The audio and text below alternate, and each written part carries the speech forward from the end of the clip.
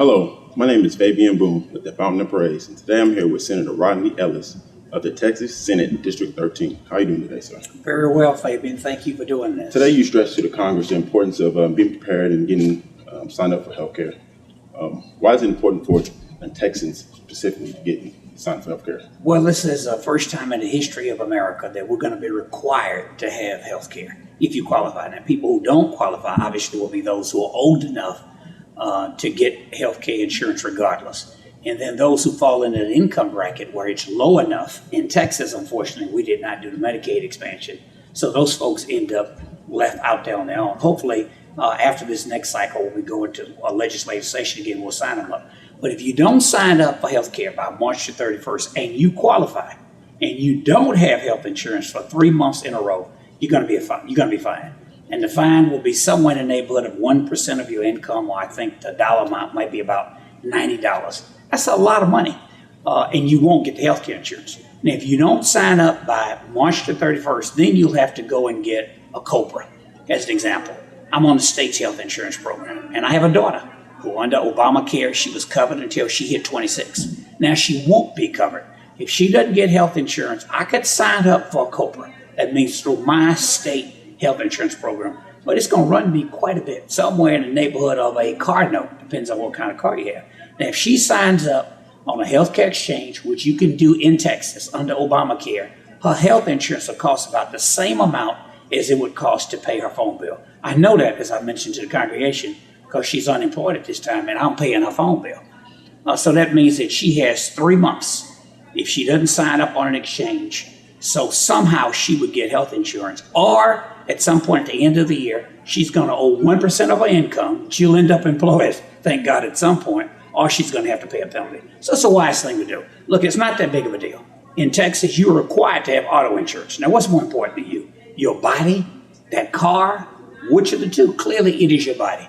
And the real tragedy for people who don't get health insurance, particularly young people, Fabian, who maybe fall in your age group. You under 26, so you be covered until you're 26 years old. But once you hit 26, look, you could have an accident. People who are a little older realize that with the snap of a finger, you could end up having a health crisis. And it means your family's stuck with that tab. But even young people, for Obamacare to work, by the way, young people have got to sign up. In Texas, somewhere in the neighborhood of about a third of the people in this state don't have health insurance. In Houston, Harris County area, it's still about a third. In a big state like Texas, second largest state in the country, to make health care work for the rest of the country, it's important that people in Texas sign up. Now, after March 31st, I think there'll be a real flood, but then it'll be too late to get Obamacare. You have to wait until the next enrollment cycle. Then you're going to get penalized, or you better go pay for an expensive COBRA somewhere. So I think that's the biggest misconception.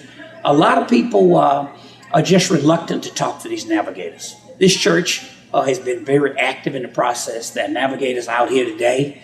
For people who are viewing this at some later point, this church will have people that you can go to and sign up. You can go online. Look, here's the reality.